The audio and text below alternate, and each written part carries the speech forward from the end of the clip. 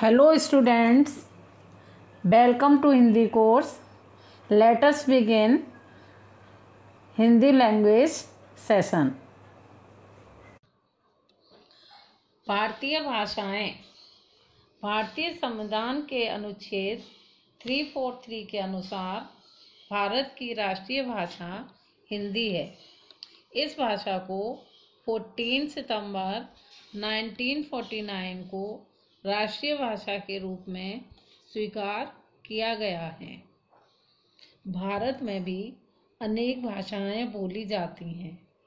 इन भाषाओं में से 22 भाषाओं को संविधान द्वारा मान्यता प्रदान की गई है, जो अग्रलिखित हैं: हिंदी, संस्कृत, पंजाबी, उड़िया, गुजराती, कन्नड़, बंगला, तमिल, तेलुगु, मलयालम, मणिपुरी, कोंकणी, सिंधी, नेपाली, असमिया, कश्मीरी, मैथिली, संथाली, उर्दू, डोंगरी, मराठी, बोडो। संसार में अनेक भाषाएं बोली जाती हैं, जैसे फ्रेंच, जर्मन, उर्दू, अरबी, फारसी, हिंदी, चीनी, हिब्रू आदि। अब भाषाओं के बाद आप बोली देखेंगे। बोली हम किसे कहते हैं? तो बच्चों, बोली क्षेत्रीय भाषा होती है और बोली का अपना सीमित क्षेत्र होता है। केवल उस क्षेत्र में रहने वाले लोग ही उसे बोल और समझ सकते हैं, जबकि भाषा एक विस्तृत क्षेत्र में बोली जाती है। बोली का अपना कोई लिखित रूप नहीं होता है। इसका कोई लिखित साहित्य नहीं होता है। भारतवर्ष में 1652 भाषाएं बोली जाती हैं।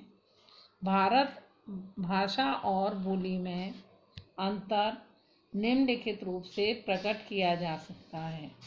इसे 2 कॉलम बने हुए हैं। इन कॉलम्स के आधार पर आप समझोगे। फर्स्ट कॉलम है भाषा का, सेकंड कॉलम है बोली का। यानी भाषा और बोली का अर्थ अब आपको अलग अलग यहाँ समझाया जाए। भाषा का क्षेत्र विस्तृत होता है। बोली क्षेत्रीय रूप में होती है और यह भाषा की अपेक्षा इसका क्षेत्र सीमित होता है। नंबर 2 में भाषा में साहित्य रचना होती है, लेकिन बोली केवल बोली ही जाती है। यदि किसी बोली में साहित्य रचना होती है तो वह बोली उपभाषा बन जाती है, जैसे अवधी और ब्रज। नंबर 3 में देखिए, भाषा का प्रयोग सरकारी कामकाज में किया जाता है। बोली का प्रयोग सरकारी कामकाज में नहीं होता, बल्कि किसी क्षेत्र विशेष के जन सामान्य के परस्पर व्यवहार या विचारों के आदान प्रदान में होता है। अब आप देखोगे आगे कि कौन सी भाषा किस प्रांत या राज्य में बोली जाती है। इसका ज्ञान होना बहुत ज़रूरी होता है। आओ अब हम अनेक प्रांतों में बोली जाने वाली भाषाओं के बारे में जानें। यह सब जानने के लिए भी नीचे एक तालिका दी गई है। जिस तालिका को आप ध्यानपूर्वक पढ़ोगे तो आपको समझ में आ जाएगा कि भारत के राज्यों में कौन कौन सी भाषा किस किस राज्य में बोली जाती है। 2 कॉलम है इसमें भी, प्रांत और भाषाएं। प्रांत है आपका आंध्र प्रदेश, इसमें बोली जाती है तेलुगु, उर्दू। अरुणाचल प्रदेश में हिंदी, अंग्रेजी, असमिया, गिस्सी और डफला। असम प्रदेश असमिया और बंगला। बिहार प्रदेश हिंदी, गोवा मराठी, कोंकणी, पुर्तगाली, अंग्रेजी। गुजरात में गुजराती तथा हिंदी बोली जाती है। इसी प्रकार हरियाणा में हिंदी और हरियाणवी। हिमाचल प्रदेश में हिंदी पहाड़ी। जम्मू कश्मीर में कश्मीरी, डोंगरी, उर्दू, लद्दाखी, पंजाबी। कर्नाटक प्रदेश की भाषा है कन्नड़। केरल प्रदेश की भाषा है मलयालम। मध्य प्रदेश की भाषा है हिंदी। महाराष्ट्र में मराठी और हिंदी। मणिपुर में मणिपुरी और अंग्रेजी। मेघालय की भाषा है खासी, गारो, आदिवासी, अंग्रेजी। मिजोरम में है मिजो, आदिवासी, अंग्रेजी। उड़ीसा में है उड़िया, हिंदी। उत्तर प्रदेश में हिंदी। नागालैंड की भाषा है असमिया, आदिवासी, अंग्रेजी।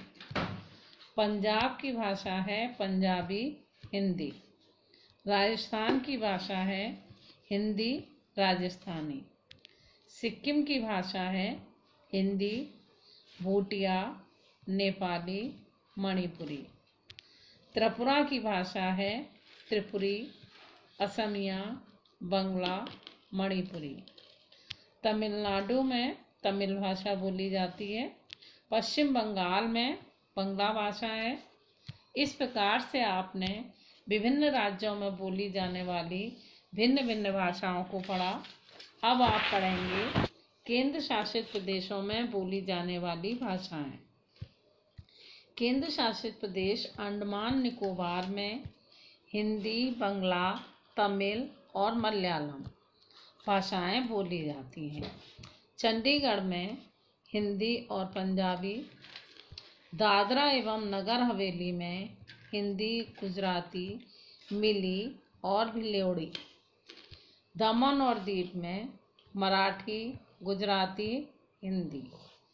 दिल्ली हिंदी, पंजाबी, उर्दू।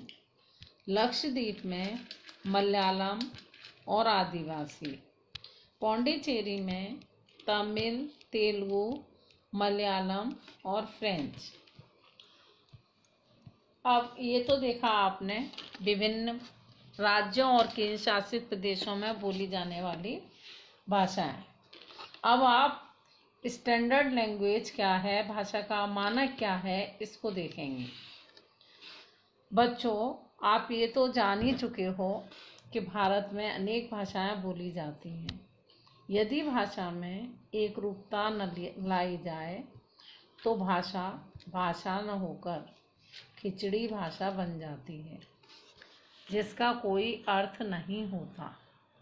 अतः भाषा में एक रूपता रखने के लिए ही भाषा को मान्यता दी है, जिसे हम मानक भाषा कहते हैं। कभी कभी भाषा के विकास में वर्णों को लिखने का ढंग बदल जाता है।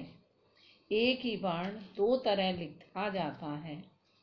इसका प्रभाव शब्दों तथा भाषा को लिखने पर पड़ता है। हिंदी का मानक रूप निश्चित किया गया है। शब्दों के अमानक तथा मानक रूप आप नीचे लिखे हुए हैं, इन्हें देखेंगे और ठीक प्रकार से याद भी करेंगे। 2 कॉलम बने हुए हैं, मानक रूप और अमानक रूप।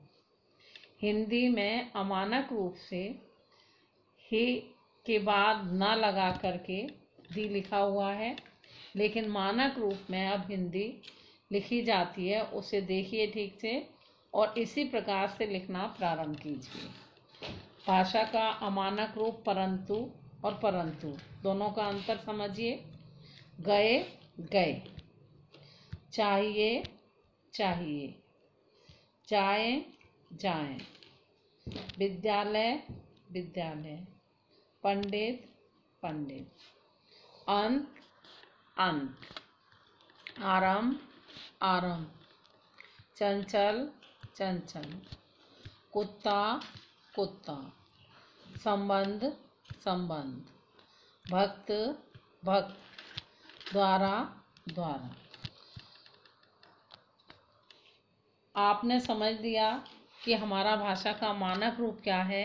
आगे से आपको मानक रूप में ही हिंदी लिखने का प्रयास करना चाहिए।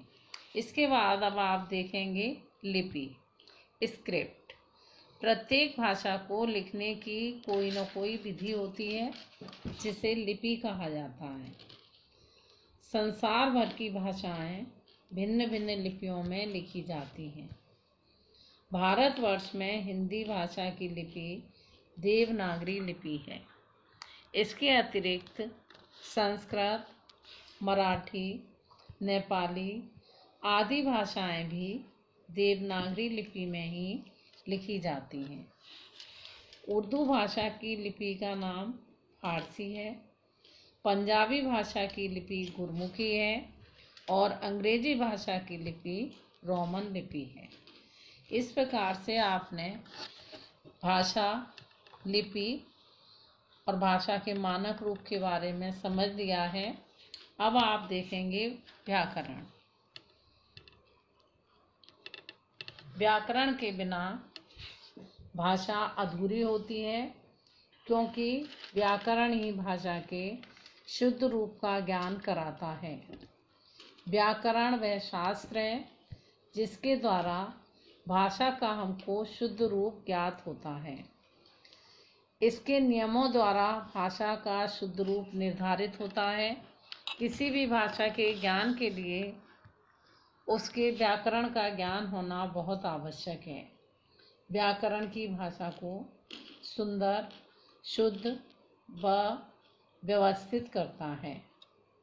व्याकरण को मुख्य रूप से 3 भागों में विभाजित किया गया है: वर्ण विचार, शब्द विचार और वाक्य विचार। नंबर 1 इसमें है वर्ण विचार। वर्ण विचार से हमें वर्णों के उच्चारण और बनावट का ज्ञान प्राप्त होता है। शब्द विचार।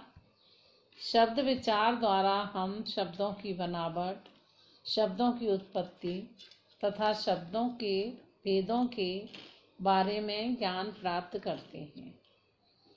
वाक्य विचार से हम वाक्य के भेदों, वाक्य के प्रयोग तथा रचना आदि के बारे में ज्ञान प्राप्त करते हैं, जिनका विस्तार पूर्वक अध्ययन हम अगले अध्यायों में